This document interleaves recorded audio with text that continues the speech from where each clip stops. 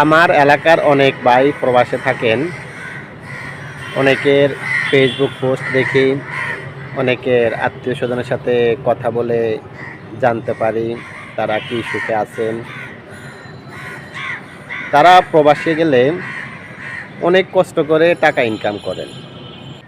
একজন ভাই প্রবাসে যেতে এখন ৫ লাখ টাকার মতো খরচ লাগে। যদিও আমাদের পাশের দেশ ইন্ডিয়া থেকে ওই একই দেশে একই কাজের ভিসায় যাইতে খরচ হয় মাত্র ৫০,০০০ থেকে ১,০০,০০০ টাকা। তাহলে আমার দেশের ভাই কেন প্রবাসে যাইতে এত বেশি টাকা লাগে?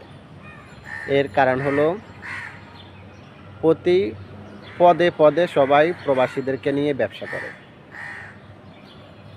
প্রবাসীদেরকে নিয়ে প্রথম ব্যবসা শুরু হয় পাসপোর্ট দিয়ে। পাসপোর্ট করতে লাগে ১০ থেকে ১৫,০০০ টাকা। এভাবে প্রতি পদে পদে তাদেরকে নিয়ে সবাই ব্যবসা করে। ফলে তারা মধ্যপ্রাচ্যের একটা দেশে একটা নরমাল কাজের বিষয়ে যাওয়ার জন্য তাদের ৫ লাখ টাকা খরচ হয়ে যায়। এটা যেন একটা পণ্য, যে যেভাবে পারছে ব্যবসা করছে।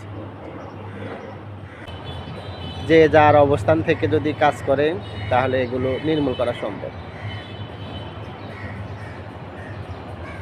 যেমন ব্যবসা বা দুর্নীতি যেটাই বলেন, প্রথমে শুরু হয় পাসপোর্ট করা নিয়ে। তাহলে এলাকার চেয়ারম্যান চাইলে এ ব্যাপারে প্রবাসীদেরকে সহযোগিতা করতে পারেন। উনি ন্যায্য খরচে একজন ভাই যেন তার পাসপোর্ট করতে পারে সেই সহযোগিতা করতে পারেন।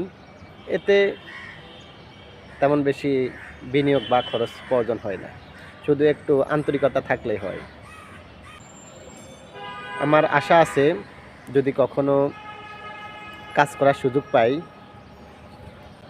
অন্তত প্রবাসী ভাইদেরকে এই সহযোগিতাটা আমি দিতে পারবো। পাসপোর্টটা যেন সরকারি খরচে করে দেওয়া যায় সেই ব্যবস্থা করব। আল্লাহ যেন আমার মনের আশা পূরণ করে। সবাই দোয়া করবে। আসসালামু আলাইকুম।